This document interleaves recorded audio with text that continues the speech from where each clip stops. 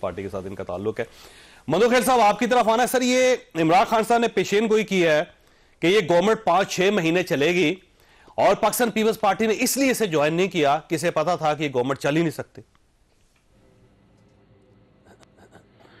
तो इसके साथ ये भी बता देते कि गवर्नमेंट जाएगी कैसे, ये भी साथ बता देते। गालबन किसी पीर या जादूगर ने उनको बताया होगा कि ये गवर्नमेंट चाहे 5-6 महीने की। भाई जब आप अंदर हो तो गवर्नमेंट को कौन पलटाएगा, पहला सवाल। दूसरी सवाल ये कि आपने डोनाल्ड लू के हवाले से बड़ी जबरदस्त बात की है और वो प्रोग्राम मैं भी देख रहा था, जितना देख सकता लाइव वो उसमें उसने तो साफ साफ इनकार कर दी कि सब झूठ है। लेकिन एक लिहाज से उन्होंने पाकिस्तान की अमेरिकन जो जिली कमेटी है उसके सामने बड़े तफसील से उसकी बयान किए और ये भी कहा कि 40 साल से जो अफगानिस्तान के ऊपर जो यलगार हो रहा है या अफगानिस्तान में खुद भी इसने अपना मुल्क भी नाम जाहिर नहीं किया है, उसमें यह साथ कहा गया कि पाकिस्तान ने बड़े नुकसान उठाए और इस जंग के हवाले से फिर अफगानिस्तान 40 साल से जिस हाल में है, ये सारी चीज़ें बड़े तफसील से बताई। तो मैं ये समझ रहा हूँ कि डोनाल्ड लू ने पाकिस्तान का मुकदमा बेहतरीन तरीके से लड़ा है मेरे हिसाब से। बाकी इलेक्शन के ऊपर धांधली के तो मैं भी कहूँगा धांधली हुई है, मेरे हल्के में धांधली हुई है, बहुत सारे लोगों को एतराज़ात होगा, वो तो एक अलग बात है। लेकिन क्या ये धांधली सिर्फ पंजाब, खैबर बलूचिस्तान या सिंध में हुई है, पख्तूनख्वा में नहीं हुई है? जहां से ये लोग जीते शोएब शाहीन साहब की पार्टी, तो वहां धांधली नहीं हुई है। और जो इनका सीएम साहब सुल्तान राय बना हुआ है, तो ये पता नहीं अब कितने दिन और डायलॉग बाजी करेगा। लेकिन वो जो पहले वो कह रहे हैं कि ईंट मार दे सर में और मेरा नाम लेके उसने कहा था सीएम ने। बड़ी दिलचस्प। आप मुझे बताओ, एक सोशल मीडिया में चौधरी साहब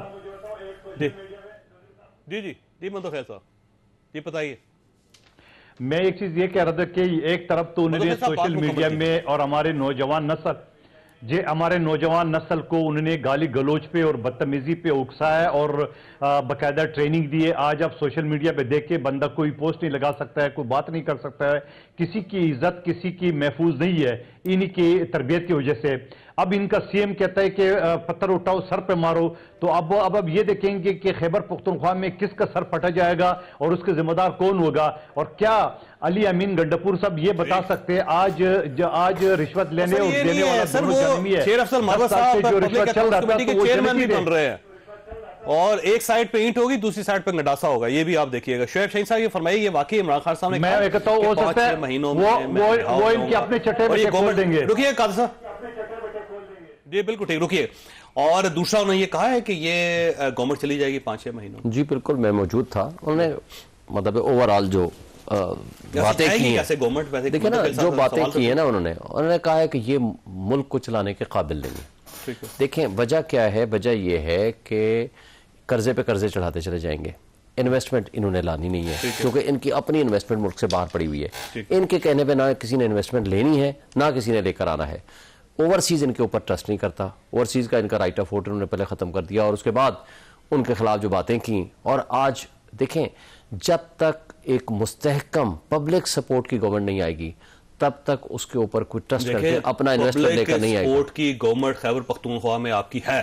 चीफ मिनिस्टर साहब क्या कह रहे हैं सर? वो कह रहे हैं कि ईंट मार दो। देखिए पहली बात तो मैं इस बात पे कर दूं, इस बात को मैं कर दूं ना, पहले इस बात को खत्म करके आगे जाता हूं ना। इस पे उन्होंने ये बड़ी तफसील से डिस्कस किया। मैं मीडिया के साथ जब बात की, मैं मौजूद था वहीं, उन्होंने कहा कि देखो ये मजीद इन्होंने बिजली गैस की कीमतें बढ़ानी है, इन्होंने फिर सूद देने के लिए फिर ये कर्जे लेके कर्जे के ऊपर कर्जे, ये कोई मसले का हल नहीं है। देखें सबसे पहली बुनियाद है सियासी इस्तेकाम ख़त्म करें, इस्तेकाम लाएं। सियासी इस्तेकाम के लिए ज़रूरी है जिसको पब्लिक सपोर्ट, जिसको पब्लिक ने इलेक्ट किया है उनको वो दे। इन्होंने तो गवर्नमेंट बना लेते, और इसलिए पीपल्स पार्टी ने ऑप्शन था, किधर ऑप्शन था पीपल्स पार्टी के साथ मिलते गवर्नमेंट बना लेते। ये क्या बात है कभी जिन्होंने हमारी सीटें कब्जा की हुई हैं, नून हो या पीपल्स पार्टी हो या एमक्यूएम हो, हम उनके साथ बैठ करके आए जी, हम जो प्रिंसिपल स्टैंड लेके खड़े हैं, आज 80% 90% आवाम हमारे साथ खड़ी है, हम 180 सीटें सुने ना, हम 180 सीटें अपनी जो लेके बैठे हुए हैं, मेरे समेत मैं यहाँ बैठा हूँ, आपने खुद डिक्लेयर कर दिया कि मेरी 180 सीटें भाई, मैं बैठा हूं ना, मेरे आवाम 45 उठा ले, आप मेरी 125 सीट। देखें हम आज ये कहते हैं, अब कहने से तो नहीं होता ना, टोटल 25 सीटें। देखें आज ये भी तफसील से उन्होंने बयान किया, जब रात को उन्हें विक्ट्री स्पीच के लिए तैयारी करके बैठे थे, मरियम नवाज, शहबाज शरीफ घर चले गए, अगले दिन उनको वापस लाया गया। टोटल 25 सीटें हैं उनके पास, सारी सीटें वो हारे हुए हैं। अफजल पार्ट से हारा है शहबाज शरीफ, नवाज शरीफ हारा है, डॉक्टर यास्मीन राशिद से, और उधर वाली तो डिक्लेयर ही हो गई है ना, उधर से मरियम नवाज हारी है, इस्लामाबाद के 3 हल्के ये हारे हैं, पिंडी डिवीजन सारा ये हारे हैं, पंजाब के 90% सीटें ये हारे हैं, जिसका सारा हम क्या मांग रहे हैं मुझे बताएं। हम सिर्फ एक बात मांग रहे हैं, जुडिशल कमीशन बेज़ाब्तियां हुई हैं, वैसे सिर्फ बेज़ाब्तियों तक काम नहीं रहा, देखें काम उससे आगे चला गया।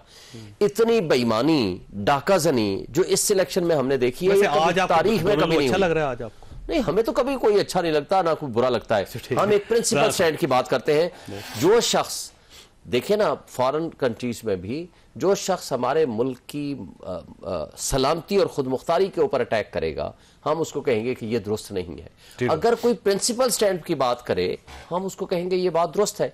हमने बात को देखना है, हमने ये नहीं देखना कि आज वैसे ख्वाजा आसिफ साहब की आपने एक उनका था 60 था किसी चैनल में, आपने पाकिस्तान तहरीक-ए-इंसाफ ने अपने ऑफिशियल पेज पे उसको आज शेयर भी किया और कहा जी ख्वाजा साहब के साथ बड़ी ज्यादती हो रही है। तो वैसे आपका दिल बड़ा बड़ा हो रहा है। ये फरमाइएगा राणा साहब, ये गवर्नमेंट कह तो रहे हैं इमरान खान साहब के जी 6 महीने में चली जाएगी, कि वाकई कोई चांस है जाने का? नहीं, ख्वाहिश और इजहार करना उसका अपने ओपोनेंट की हुकूमत के जाने का कोई बैन तो नहीं है।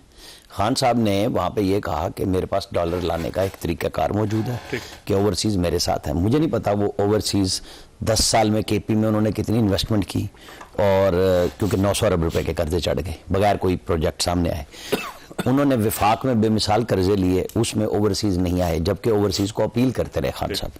ठीक है, अब ये जो नुस्खा होता है ना बाहर बैठ के बेचने का, वो उनको आता है।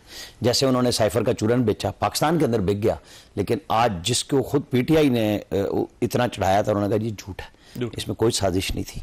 आप पाकिस्तान के अपने सफीर ने भी ये बात कह दी, लेकिन उन्होंने इस तरह धांधली पे भी नहीं की। उन्होंने कहा कि वो बेज़ाब्तगी, इलेक्शन वाले दिन को उन्होंने भी कहा कि वो ठीक था, ठीक है, इंटरनेट और वो बंद था, पोलिंग को इलेक्शन ठीक हुआ है, लेकिन जो रिजल्ट है उसके अंदर गड़बड़। उसके बाद वो ऐसे ही है जैसे हमारे पास पहले पिलडेट की रिपोर्ट भी आई है कि 2018 का इलेक्शन भी 40 नंबर लेके आया था, और 2024 का इलेक्शन भी 40 नंबर ले सका। फाखर और पटेल ने तो ये कहा है, जो कुछ कहा है वो भी इधर आगे चले ना। शोएब साहब, मैं अपनी बात कर लूं ना, मैंने आपको मेरी बात सुने ना, कि इशू ये है कि जब आपको अपनी बात के ना सुनने का हौसला करें। मैं इसीलिए कह रहा हूं कि मैं एक बात कर रहा हूं कि उनका खान साहब का ये राइट है, वो जेल में 6 महीने कहे हैं, वो हो सकता है 3 महीने कह देते, लेकिन खान साहब ने जो खत लिखा IMF को, उसका नतीजा आज सुबह उनसे पहले 1.1 बिलियन डॉलर IMF ने पाकिस्तान को दे दिया। तो क्या माना उन्होंने? ये अवाम के एतमाद को माना ना, कि एक हुकूमत है जिसने इम्प्लीमेंट किया, पहले जाने से पहले वो प्रोग्राम लाए। IMF गवर्नमेंट को मान रही है, वजीरे खजाना को मान रही है, नहीं सबको मान रहे हैं। उन्होंने एक एतमाद का पाकिस्तान पे इजहार किया है कि पाकिस्तान को, आज ब्रीफिंग में भी हुआ और IMF का लेटर भी ये कहता है। तो मेरा ख्याल है कि अभी ये जज्बात हैं, स्टार्ट है, अभी तो सदर साहब की तकरीर आनी है, मुश्तरका इजलास में भी नए रंग नजर आएंगे, फिर उसके बाद बैठेंगे, थोड़ी सी चल रही है बात। अच्छा, आपके पास एक सवाल छोड़ के जा रहा हूं कि बेसिकली इमरान खान साहब का ख्याल ये है